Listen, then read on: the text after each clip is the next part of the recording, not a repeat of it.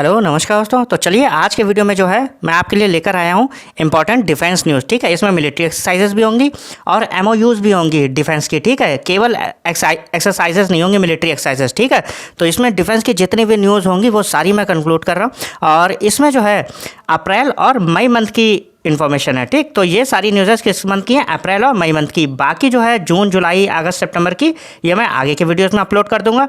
और अगर आप नए हो तो प्लीज़ चैनल को सब्सक्राइब कर लीजिए, क्योंकि मैं इसमें जो है अलग अलग पर्सपेक्टिव से आप लोगों को न्यूज़ पढ़ाऊंगा कि क्वेश्चन कैसे फ्रेम हो सकता है।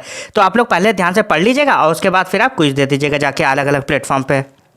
और अगर आप नए हो तो सब्सक्राइब कर लीजिएगा, क्योंकि मैं पूरा 6 मंथ का करंट अफेयर्स प्रोवाइड करा रहा हूँ। चलिए शुरू करते हैं वीडियो और डिफेंस न्यूज़ अप्रैल और मई मंथ की शुरू करते हैं। तो पहली न्यूज़ है the India US HADR exercise refers to the exercise Tiger Trump. ठीक है, तो टाइगर ट्रम्प भी बोलते हैं। A bilateral tri service humanitarian assistant and disaster relief exercise. तो ये जो HADR है, HADR की फुल फॉर्म क्या है? Humanitarian assistance and disaster relief, HADR की फुल फॉर्म। ठीक, और ये एक्सरसाइज किसके बीच में हुई है? इंडिया और यूएस के बीच में। एडिशन कौन सा है? 4th एडिशन है। तो ध्यान रखिएगा कि इंडिया यूएस HADR एक्सरसाइज हुई है और लोकेशन क्या है इसकी? आंध्र प्रदेश, काकीनाडा। ठीक है, तो काकीनाडा आंध्र प्रदेश में हुई है ये, और ये 4th एडिशन था इंडिया यूएस HADR एक्सरसाइज का। और इसकी फुल फॉर्म क्या है? Humanitarian assistant and disaster relief exercise. तो ऐसे पूछ सकते हैं कि जो अभी इंडिया यूएस की जो एक्सरसाइज हुई है HADR एक्सरसाइज, वो कहाँ हुई है? तो ऑप्शन होंगे, तो आप क्या कहोगे? आंध्र प्रदेश, काकीनाडा। वो ऐसे पूछ सकते हैं कि इंडिया और यूएस की जो HADR एक्सरसाइज हुई है वो कौन सा एडिशन था इस बार? तो आप क्या कहोगे? 4th addition. वो एडिशन भी पूछ लेते हैं, या फिर वो ऐसे पूछ लेंगे कि इंडिया यूएस की एक्सरसाइज हुई है वो कौन सी है, उसमें अलग अलग एक्सरसाइजेस के नाम होंगे, तो HADR भी दे रखी होगी, तो आपको HADR बताना है। ठीक, तो HADR की फुल फॉर्म क्या है? Humanitarian assistant and disaster relief. ध्यान रहेगा। तो मैंने पूरी हर तरीके से बता दिया आपको। इंडिया यूएस HADR एक्सरसाइज हुई है, टाइगर ट्रम्प भी बोलते हैं। HADR की फुल फॉर्म क्या है? Humanitarian assistant and disaster relief exercise. ये इंडिया यूएस के बीच में हुई है, 4th एडिशन था ये, और ये आंध्र प्रदेश काकीनाडा में हुई है। ये बाकी की आप देखोगे ये ऐसे ही, ये इंपॉर्टेंट नहीं था, तभी मैंने ये पढ़ाया नहीं बाकी का। और फिर दूसरी न्यूज़ देख लेते हैं। दूसरे मेरे पास the 23rd edition of the bilateral naval exercise. तो नेवल एक्सरसाइज है ये वरुण, और वरुण किसके बीच में हुई है? इंडिया और फ्रांस के बीच में। इंडियन नेवी और फ्रांस नेवी के बीच में हुई है। कहाँ? अरब सागर में, अरेबियन सी में। Both navies deployed their aircraft carriers. तो दोनों ने अपने एयरक्राफ्ट कैरियर डिप्लॉय करे थे वहाँ पर। इंडिया की तरफ से कौन था? INS विक्रांत, और फ्रांस की तरफ से कौन सा था? FS Charles de Gaulle. ध्यान रखिएगा। और भी ये कई सारे थे। ठीक है, ये सब दे रखी सबमरीन्स हैं, फाइटर एयरक्राफ्ट हैं।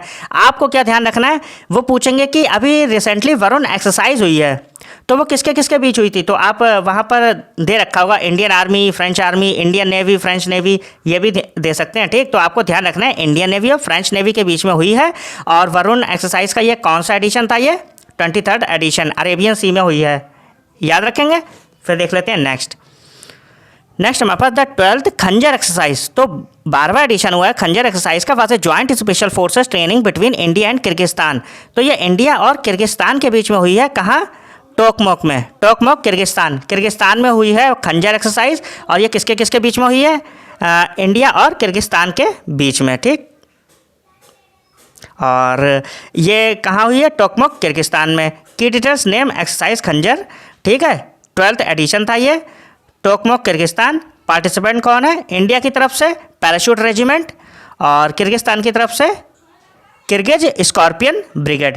ठीक है, आपको ये याद रखना है खंजर का कौन सा एडिशन था? 12th एडिशन था, और इंडिया और किर्गिस्तान के बीच में टोकमोक किर्गिस्तान में हुई थी। ठीक, ये चीज़ें इंपॉर्टेंट थी, ये मैंने बता दी। और 4th है आपके पास एक्सरसाइज इंडिया और रशिया के बीच में कौन सी हुई है? इंद्र। ठीक, तो इंद्र जो हुई है एक्सरसाइज इंडिया और रशिया के, IND से हो गया इंडिया और RA से रशिया। ठीक, तो ये याद रखिएगा कि इंडिया और रशिया के बीच में इंद्र एक्सरसाइज हुई है। और ये कहाँ हुई है? कोस्ट ऑफ चेन्नई, चेन्नई के कोस्ट पे हुई है।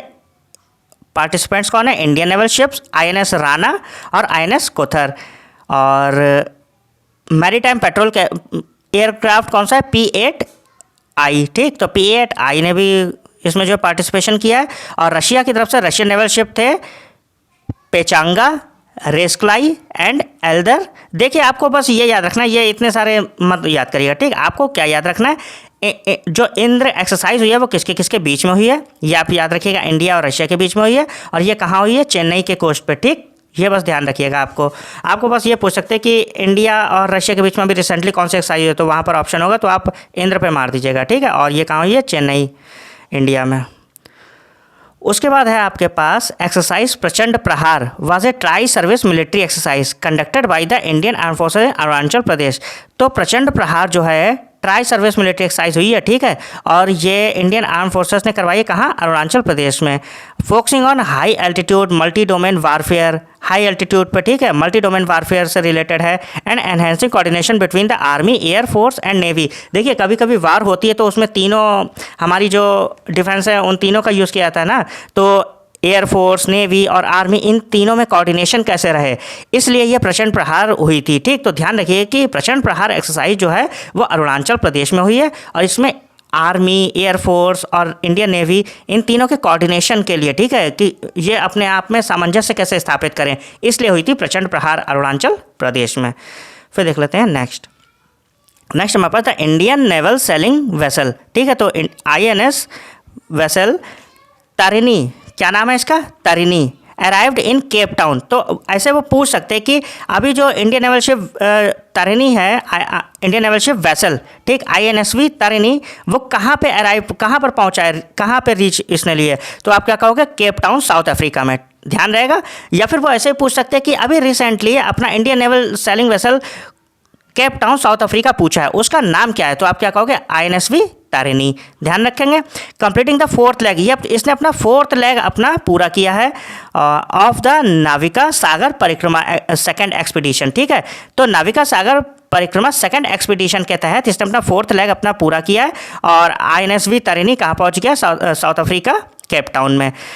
द 2 वुमेन क्रू, इसमें 2 वुमेन थी crew, lieutenant cadre Dilna Devdas and lieutenant cadre Roopa Alagirisamy, ठीक है, अलगिरी समी। तो इन दोनों का नाम ध्यान रखिएगा, ठीक है। तो INS वेसल जो है तारिणी, वो साउथ अफ्रीका केप टाउन पहुंचा है, इसने फोर्थ लेग अपना कंप्लीट किया है नाविका सागर परिक्रमा सेकेंड एक्सपीडिशन के तहत, और इसमें जो 2 वुमेन क्रू मेंबर हैं वो लेफ्टिनेंट कैडर दिलना देवदास हैं, और दूसरी लेफ्टिनेंट कैडर रूपा अलगिरी समी, ध्यान रहेगा। और फिर देख लेते हैं, और एक्सट्रीम वेदर था ये, तो ठीक है, फिर बस आपको यही ध्यान रखना जो मैंने पढ़ाया, ठीक। और उसके बाद नेक्स्ट देख लेते हैं। नेक्स्ट हमारे पास था IAF is Indian air force is participating in the इनियोचोस, ठीक है, इनियोकोस बोल सकते हैं, इनियोकोस बोलिए, INIOCHOS, इनियोकोस 25 exercise which runs from 31 March two 11 April 2025। The exercise is held at एंड्राविडा airbase in western Greece. बढ़िया क्वेश्चन है, ये आ सकता है। तो इंडियन एयरफोर्स जो है ना वो पार्टिसिपेट कर रही है इनियोकोस 25 एक्सरसाइज, 25 एडिशन है ये इनियोकोस का, ठीक है। और ये इसके लिए कहाँ गई है अपनी इंडियन एयरफोर्स, तो आप याद रखिएगा एंड्राविडा एयरबेस, कहाँ, वेस्टर्न ग्रीस में, ग्रीस के वेस्टर्न पार्ट में है। The IAF contingent includes Su-30 MKI fighter jets, ठीक है। तो Su-30 MKI फाइटर जेट्स हैं इसके पास, IL-78 mid air refuelling aircraft है, C-17 globe master third aircraft है। The exercise is host by Hellenic air force. तो ये ऐसे पूछ सकते हैं कि इनियोस 25 जो है वो होस्ट कौन कर रहा है, तो इनियोकोस 25 एक्सरसाइज कौन कर रहा है, हेलेनिक एयरफोर्स, ठीक है, इसके द्वारा होस्ट की जा रही है, कहाँ, ग्रीस में। And aims to simulate high intensity air warfare scenarios, तो high intensity air warfare scenarios होते हैं, ठीक है, उससे निपटने के लिए जो है ये होस्ट की जा रही है। और IAF जो है यहाँ पार्टिसिपेट कर रहा है, और ये इनियोकोस का कौन सा एडिशन है, तो आप क्या कहोगे, 25वां एडिशन है, 25वां एडिशन है, और ये ग्रीस में हो रही है, ध्यान रखिएगा, इसे होस्ट कर रहे हैं हेलेनिक एयरफोर्स। फिर देख लेते हैं नेक्स्ट हमारे पास India participated in the first edition of 6 day Africa India key maritime engagement exercise. तो ये क्या है, AIKEYME, एक ही, ऐसे याद रखना, ठीक है, एकीमी याद, ठीक है, एकीमी से याद रखिएगा, एकीमी। और इसमें जो है आपके कौन कौन, अफ्रीका और इंडिया पार्टिसिपेट कर रहे हैं। और ये फर्स्ट एडिशन है, इनॉग्रल एडिशन है, तो ध्यान रखिएगा। India participated in the first edition of the 6 day Africa India key maritime engagement exercise. और ये कहाँ अप्रैल में हुई थी 2025 को, होस्टेड विद तंजानिया इन दार एस सलाम। ठीक, तो ये को होस्ट किसके द्वारा की गई है, इंडिया और तंजानिया के द्वारा। The exercise involved India and several African nations, कई सारे अफ्रीकन नेशंस भी हैं, कोमोरोस है, Djibouti, Kenya, Madagascar, Mauritius, Mozambique, Seychelles and South Africa. को होस्ट कौन कौन कर रहा है, इंडिया के साथ में तंजानिया। को होस्टेड द इनॉग्रल एकेमी एक्सरसाइज। ठीक है, तो ध्यान रखिएगा कि एकेमी एक्सरसाइज जो है वो इंडिया और तंजानिया जो है ये दोनों मिलकर को होस्ट कर रहे हैं। और इसकी फुल फॉर्म क्या है, Africa India key maritime engagement exercise. और ये जो है कहाँ पे इंडिया ने पार्टिसिपेट किया। ठीक है, और ये को होस्ट करी जाए तंजानिया के साथ में। द एक्सरसाइज इन्वॉल्व हाँ सेवरल अफ्रीकन कंट्रीज़ हैं, ये ध्यान रखिएगा। ठीक, इंडिया की तरफ से जो इन्वॉल्वमेंट है, पार्टिसिपेशन है, वो किसका है, INS चेन्नई और INS केसरी। तो एक ही में जो एक्सरसाइज है उसमें इंडिया की तरफ से कौन, INS चेन्नई और INS केसरी जो है वो पार्टिसिपेट कर रहे हैं।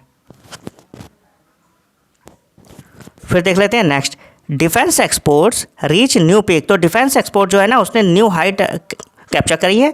Defence exports have hit A record high of 23,622 crore. ठीक है, तो जो डिफेंस एक्सपोर्ट है ना वो कितने पे पहुंच गया है 2025 में, 24-25 में 23,622 करोड़ रुपए। ध्यान रखिएगा ये अमाउंट। तो डिफेंस एक्सपोर्ट जो है वो 2024-25 में 23,622 करोड़ के अमाउंट पे पहुंच गया है और ये अभी तक का रिकॉर्ड हाई है। This is an increase of 2,539 crore rupees. तो पिछली बार से अगर कंपेयर करें तो ये 2,539 करोड़ ज़्यादा है और ये 12.04% की इंक्रीमेंट है। परसेंटेज में बात करें तो 12.04% है। तो ऐसे पूछ सकते हैं वो कि डिफेंस एक्सपोर्ट जो है ना इस बार 23,622 करोड़ रुपए है 2024-25 में। तो आप ये बताइए पिछली बार से कितने प्रतिशत ज़्यादा है या कितने परसेंट ज़्यादा है, तो आप क्या कहोगे 12.04%। वो ऐसे ही पूछ सकते हैं कि पिछली बार से कितने अमाउंट में ज़्यादा है, तो आप क्या कहोगे 2,539 करोड़ रुपये ज़्यादा है। इस बार जो है 23,622 करोड़ रुपये है। पिछली बार ये कितना था 23-24 में 21,083 करोड़ रुपए। ध्यान रहेगा। फिर देख लेते हैं नेक्स्ट हमारे पास Indian navy and Kirloskar oil engines limited. तो इंडियन नेवी और कोयल, ठीक है, किर्लोस्कर ऑयल इंजन्स लिमिटेड, तो इन दोनों ने एक प्रोजेक्ट साइन किया है। Project sanction order to design and develop a 6 megawatt medium speed marine diesel engine. तो ये 6 मेगावाट का जो है ना medium speed marine diesel engine जो है वो डेवलप कर रहे हैं with the aim of boosting indigenous defence manufacturing and reducing reliance on foreign imports. तो वो इंडिजीनियस डिफेंस मैन्युफैक्चरिंग जो है ना उस पर ज़्यादा जोर दे रहे हैं और ज़्यादा से ज़्यादा वो ये कोशिश कर रहे हैं कि जो फॉरेन से हम इम्पोर्ट कर रहे हैं वो कम से कम करें। ठीक है, विदेश है या अलग अलग देश हैं उन पर निर्भरता हमारी कम से कम हो, वो ये कहना चाह रहे हैं। इसीलिए इंडियन नेवी और किर्लोस्कर ऑयल इंजन लिमिटेड ने एक प्रोजेक्ट पे जो है सैंक्शन साइन किया है, एक प्रोजेक्ट साइन किया है और ये 6 megawatt medium speed marine diesel engine का है। ठीक है, इसे डिज़ाइन कर रहे हैं और इससे वो होगा क्या कि हम जो दूसरे देश होते हैं उन पर हमारी निर्भरता कम होगी। कॉस्ट कितना है इसका, वो है 270 करोड़ रुपये। 70% जो फंड है वो गवर्नमेंट कर रही है और बाकी का जो है आई थिंक बाकी अलग अलग प्राइवेट वेंचर्स होंगे। ठीक है, will see the development of prototype engines with over 50% indigenous. और इसमें जो कंटेंट यूज़ हो रहा है ना वो भी इंडिजिनस है, अपने इंडिया का ही है। ठीक, तो ध्यान रखिएगा कि वो ऐसे पूछेंगे कि 6 megawatt medium speed marine diesel engine design किया जा रहा है, तो इसमें कौन कौन जो है साइन कर रहे हैं डील, तो आप क्या कहोगे Indian navy Kirloskar oil engine limited के साथ डील साइन किया। ठीक है, तो ध्यान रखिएगा कि प्रोजेक्ट ये किसने साइन किया, इंडियन नेवी और किर्लोस्कर ऑयल इंजन लिमिटेड ने। और ये इसका कॉस्ट कितना है 270 करोड़ रुपए और 70% जो है इसमें गवर्नमेंट फंड कर रही है। फिर देख लेते हैं next, DRDO Defence Research and Development Organisation and the Indian Army successfully conducted 4 flight test of army version of medium range surface to air missile. तो DRDO जो है ना और इंडियन आर्मी इन दोनों ने मिलके सक्सेसफुली फ्लाइट टेस्ट कंडक्ट किए हैं और ये किसके हैं, MRSAM medium range surface to air missile. कहाँ से, doctor APJ Abdul Kalam island, कहाँ, उड़ीसा से। तो उड़ीसा कोस्ट से DRDO और इंडियन आर्मी ने सक्सेसफुली फ्लाइट टेस्ट करे किसके, MRSAM, ध्यान रखेंगे। और ये कहाँ से करें, अब्दुल कलाम आइलैंड से। फिर देख लेते हैं next, India and Sri Lanka signed A 5-year MOU। ठीक है, तो इंडिया श्रीलंका ने 5-year MOU साइन की है किस पे, डिफेंस कॉपरेशन पे, during Indian prime minister Narendra Modi visit. हाँ, तो अभी प्राइम मिनिस्टर जो थे अपने नरेंद्र मोदी जी वो विजिट पे गए थे श्रीलंका। ठीक है, तो वहाँ पर ये पैक्ट साइन हुआ है आपका MOU इंडिया और श्रीलंका के बीच में किस पे, डिफेंस कोऑपरेशन पे।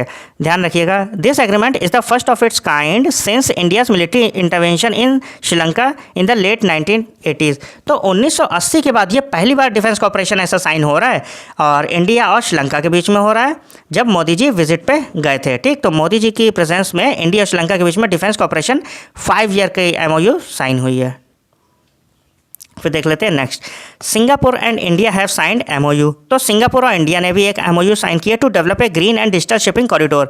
तो green and digital shipping corridor GDSC, वो ऐसा पूछ सकते हैं कि GDSC किन किन कंट्रीज़ के बीच में साइन हुआ है। ठीक है, डेवलप करने के लिए MOU साइन हुई है। वो ऐसे पूछ सकते हैं कि green and digital shipping corridor develop करने के लिए किन दो कंट्रीज़ के बीच में MOU साइन हुई है। तो आप क्या कहोगे, सिंगापुर और इंडिया। वो ऐसे पूछ सकते हैं कि इंडिया ने किस देश के साथ GDSC डेवलप करने के लिए MOU साइन की है। तो आप क्या कहोगे, सिंगापुर के साथ में। ध्यान रखेंगे, green and digital shipping corridor, ध्यान रखिएगा। फिर देख लेते हैं next, MEITY ministry of electronics and information technology. ठीक, तो MEITY एंड DFI drone federation of India. तो ministry of electronics and information technology and drone federation of India launch the national innovation challenge for drone application and research, NIDAR या निडर भी बोल सकते हैं। ठीक, तो निडर जो है डेवलप किया है, लॉन्च किसने मिलकर किया है, ministry of electronics and information technology and DFI drone federation of India.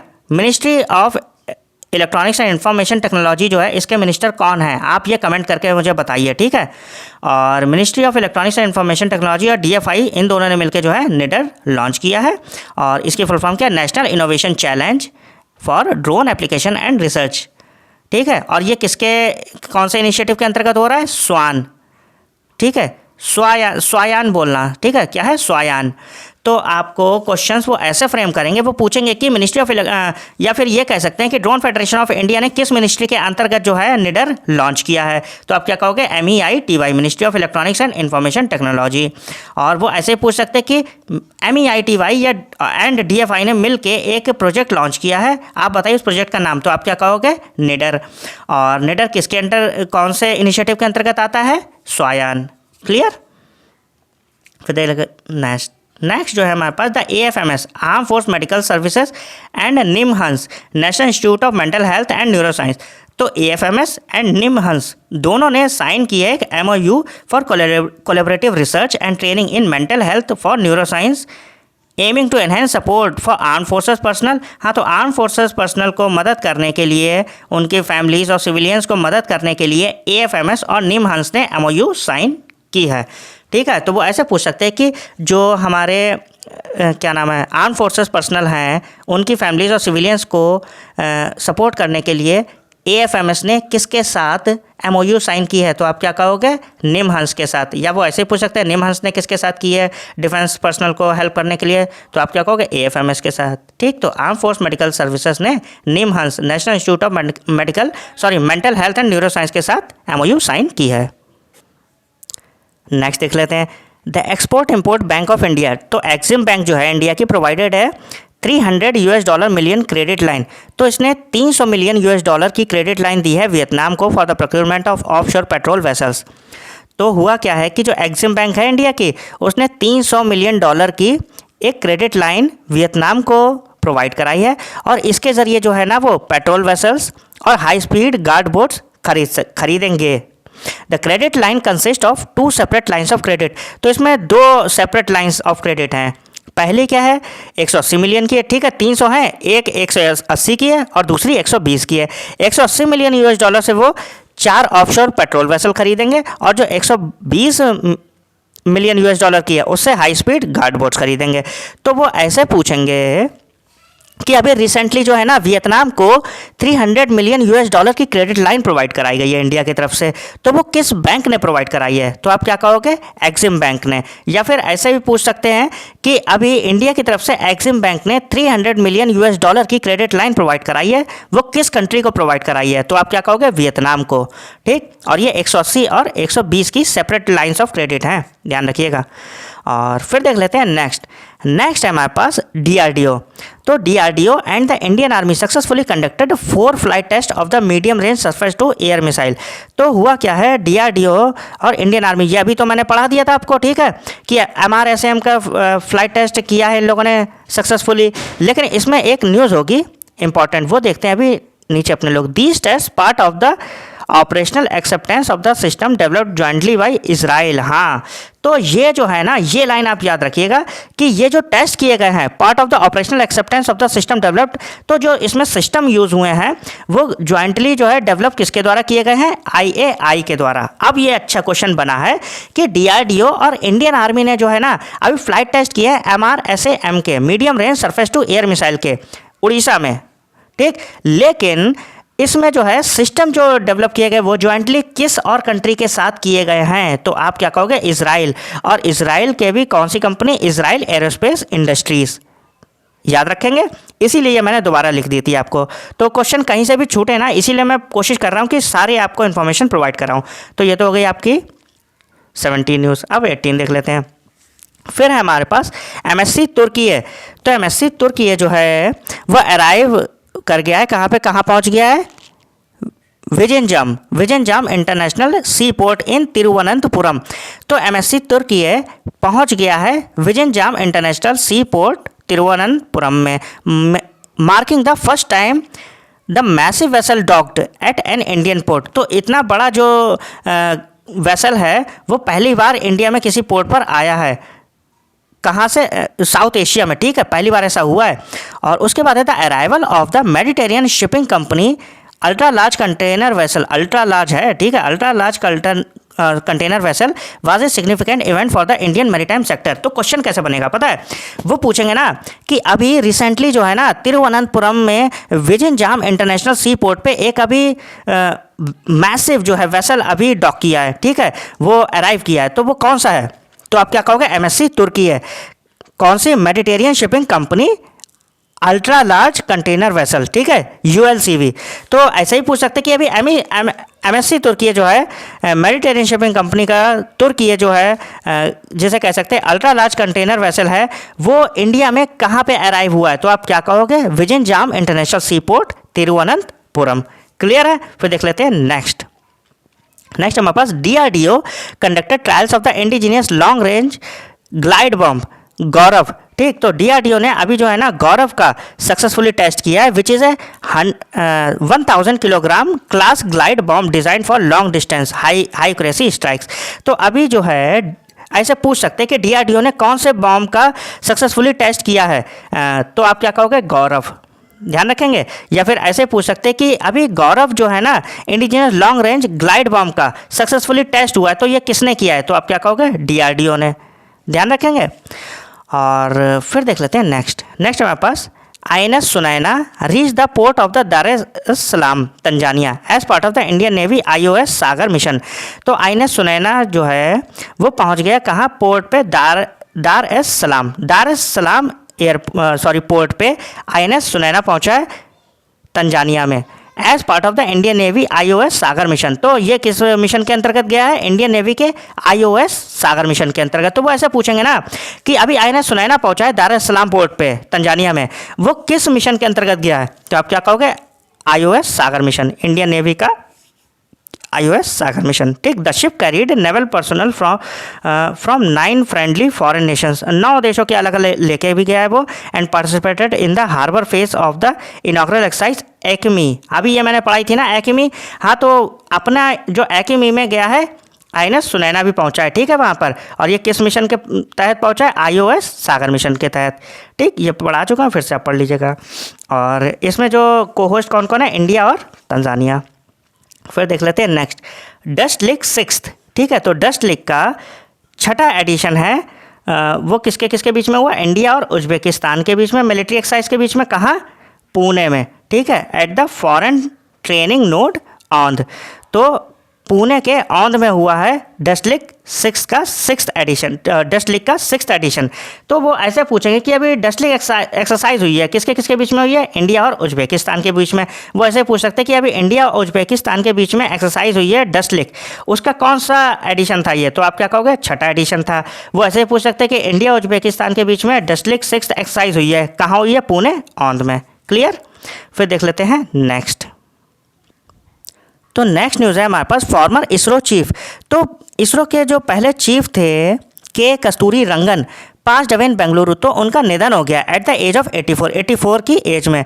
During his illustrious career he served as the 5th chairman. तो ये इसरो के 5वें चेयरमैन थे 9 साल के लिए। Was instrumental in the development of PSLV, और इन्होंने PSLV के डेवलपमेंट में बहुत बड़ा योगदान दिया था।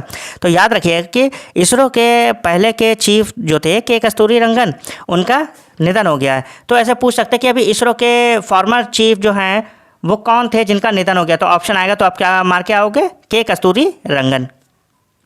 फिर देख लेते हैं नेक्स्ट है हमारे पास India participated in the 11th edition of Talisman Sabre military exercise. तो ध्यान रखिएगा कि इंडिया ने जो है ना अभी रिसेंटली पार्टिसिपेट किया 11th एडिशन में तलिस्मैन साब्रे के, और making its first time joining the drill as a full participant.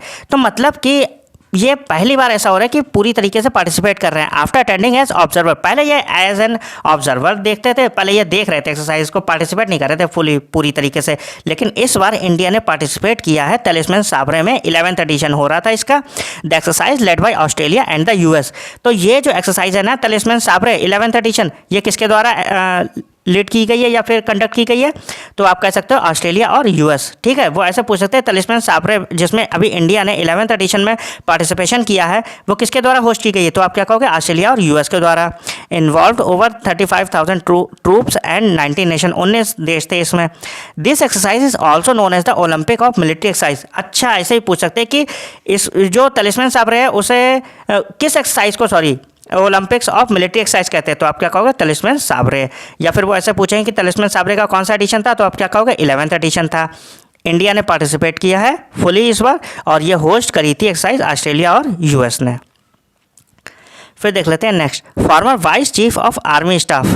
ठीक, तो जो vice chief of army staff हैं लेफ्टिनेंट जनरल S पट्टाभिरामन, वो उनका निधन हो गया है। ध्यान रखिएगा कि वो पूछेंगे रिसेंटली कि कौन से लेफ्टिनेंट जनरल जो हैं vice chief of army staff, उनका निधन हो गया है, तो आप क्या कहोगे, जनरल S पट्टाभिरामन। ध्यान रहेगा, S पट्टाभिरामन का निधन हो गया। और फिर देख लेते हैं next, the government of India and France. तो जो इंडिया और फ्रांस गवर्नमेंट है उन्होंने एक साइन करी है deal, inter governmental agreement, IGA sign किया है। ठीक, inter governmental agreement for the procurement of 26 Rafale aircraft. तो 26 राफेल एयरक्राफ्ट के लिए इंडिया और फ्रांस के बीच में डील साइन हुई है, और ये डील का नाम क्या है, inter governmental agreement.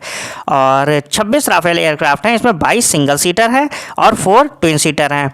For the Indian navy, किसके लिए, इंडियन नेवी के लिए। The IGA has been signed by रक्षा मंत्री। हाँ, तो वो ऐसे भी पूछ सकते हैं कि रिसेंटली जो है ना अभी डील साइन हुई है इंडिया और फ्रांस के बीच में, इंटर गवर्नमेंटल एग्रीमेंट, तो वो उसमें पूछेंगे किसके किसके बीच हुआ है, तो आप क्या कहोगे, रक्षा मंत्री जो है डिफेंस मिनिस्टर अपने Shri Rajnath Singh, and minister of arm forces of France Sebastien Lecornu. ठीक है, तो फ्रांस की तरफ से जो थे वो कौन है मिनिस्टर, लेकॉर्नू है, सेबेस्टियन लेकॉर्नू। और इंडिया की तरफ से कौन थे, डिफेंस मिनिस्टर राजनाथ सिंह। और 26 राफेल एयरक्राफ्ट की डील हुई है, 22 सिंगल सीटर हैं, 4 जो हैं वो ट्विन सीटर हैं। क्लियर। तो नेक्स्ट न्यूज़ है हमारे पास, according to the Stockholm international peace research institute. तो सिप्री जो है उसकी रिपोर्ट के मुताबिक India's military expenditure in 2024 was $86.1 billion. ठीक, मार्किंग ए 1.6% इंक्रीज फ्रॉम 2023। तो सिप्री की रिपोर्ट के मुताबिक इंडिया का जो मिलिट्री एक्सपेंडिचर है ना 2024 में, वो कितना हो गया है, $86.1 बिलियन US, और ये 1.6% का इंक्रीमेंट है 2023 से। ध्यान रखेंगे, तो ऐसे वो कह सकते हैं कि सिप्री की रिपोर्ट के मुताबिक इंडिया का मिलिट्री एक्सपेंडिचर 2023 से कितना बढ़ गया, इस बार कितने प्रतिशत में कहें तो 1.6%, और अगर 2024 में बात करें तो ये 86.1 बिलियन हो गया है। और ये जो है this made India the 5th largest military spender globally. तो अगर मिलिट्री में स्पेंड करने की बात आएगी तो उसमें अब इंडिया 5वें नंबर पे आ गया। किसके बाद? यूएस के बाद, चाइना के बाद, रशिया के बाद और जर्मनी के बाद। फिर देख लेते हैं नेक्स्ट हमारे पास Arnala, the first of 8 ASWSWC anti submarine warfare shallow water craft. ठीक है, तो अरनाला जो है indigenously design and build by GRSE। ठीक, तो GRSE के द्वारा ये डिज़ाइन किया गया है। Was deliver to the Indian navy at messrs L&T shipyard Kattupalli. तो अरनाला जो है जो कि डिज़ाइन किया गया है GRSE के द्वारा, GRSE कोलकाता के द्वारा, वो डिलीवर कर दिया गया इंडियन नेवी को। कहाँ? L&T शिपयार्ड कटुपल्ली में। ठीक, तो वो क्वेश्चन पूछेंगे कि अरनाला जो है वो किसे डिलीवर किया गया है, तो वो किसे डिलीवर किया गया? इंडियन नेवी को एट मेसर्स L&T शिपयार्ड कटुपल्ली में। ठीक, और वो पूछ सकते हैं अरनाला डिज़ाइन किसने किया है, तो आप क्या कहोगे? GRSE कोलकाता ने। ठीक, GRSE इसकी फुल फॉर्म क्या है? Garden reach ship builders and engineers. ठीक, और फिर देख लेते हैं नेक्स्ट हमारे पास the second frigate of project 1135.6 additional follow on ships named Tavasya. तो सेकंड फ्रिगेट है ना project 1135.6 additional follow on ships का। ठीक, उसका नाम क्या है? Tavasya, built by Goa shipyard limited. ठीक, तो GSL के द्वारा सेकंड फ्रिगेट जो है वो तवस्या जिसका नाम है वो GSL के द्वारा जो है बिल्ड किया गया, बनाया गया, डिज़ाइन किया गया। Was launched by Mrs Nita Seth in the presence of Raksha Mantri Sanjay सेठ। ठीक है, स्टेट के जो मिनिस्टर हैं डिफेंस के, उनके प्रेजेंस में। And FOC in C west vice admiral Sanjay Jaisingh at GSL Goa. तो मैं आपको डिटेल में फिर से बताता हूँ कि जो सेकेंड फ्रिगेट है ना किस प्रोजेक्ट के अंतर्गत? 1135.6। ठीक, इसका नाम क्या है? तवस्या। ये किसके द्वारा बिल्ड किया गया है? Goa shipyard limited. और लॉन्च किसके द्वारा किया गया है? Mrs Nita Seth in the presence of रक्षा राज्य मंत्री। ठीक है, स्टेट मिनिस्टर जो हैं श्री संजय सेठ के उपस्थिति में। क्लियर है?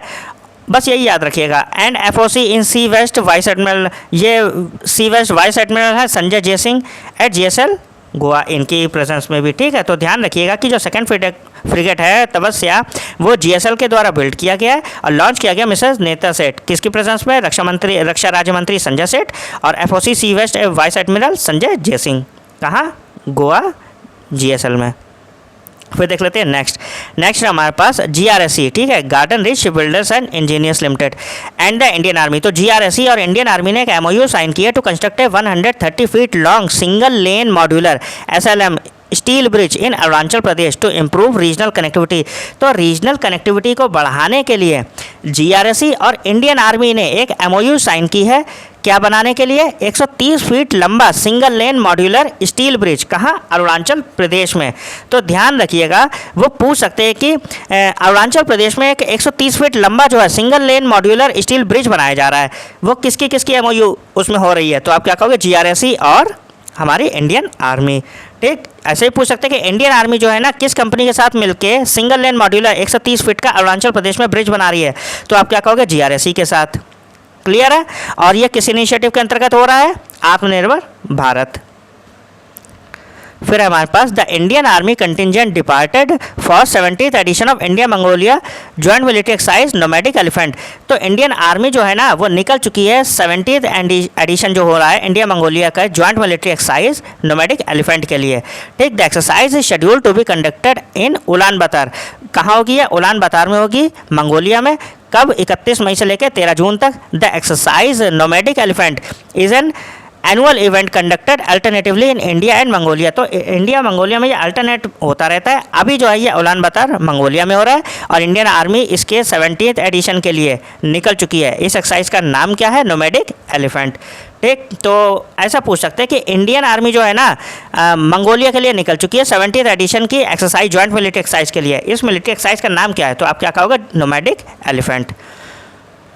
फिर देख लेते हैं next the Indo Tibetan border police team successfully scaled mount Makalu. तो ITBP है ना उसने सक्सेसफुली चढ़ाई कर ली है। कहाँ? माउंट मकालू पे, नेपाल में।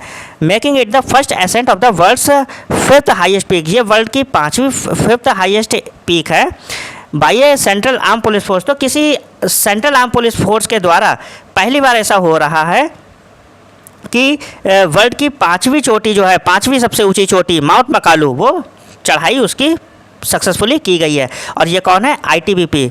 ठीक है, आप ध्यान रखिएगा पुलिस फोर्स का नाम क्या है, ITBP, Indo Tibetan border police force. ठीक, तो ऐसे पूछ सकते हैं कि माउंट मकालू पे कौन सी पुलिस फोर्स गई है, तो आप क्या कहोगे? आईटीबीपी। और वो ऐसे पूछ सकते हैं कि अभी आईटीबीपी ने रिसेंटली असेंट किया है कौन सी पीक, तो आप क्या कहोगे? माउंट मकालू। और ये 5th हाईएस्ट पीक है, ध्यान रखिएगा।